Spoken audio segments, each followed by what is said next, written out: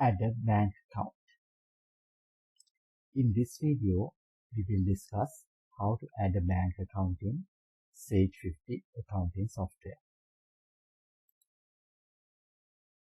You can select Banking module, select Chart of Accounts, and click New Account. You can enter the account ID.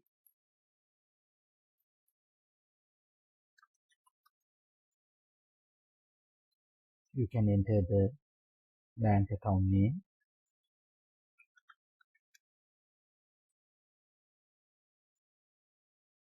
You can select account type as cash. After that, you can save this bank account.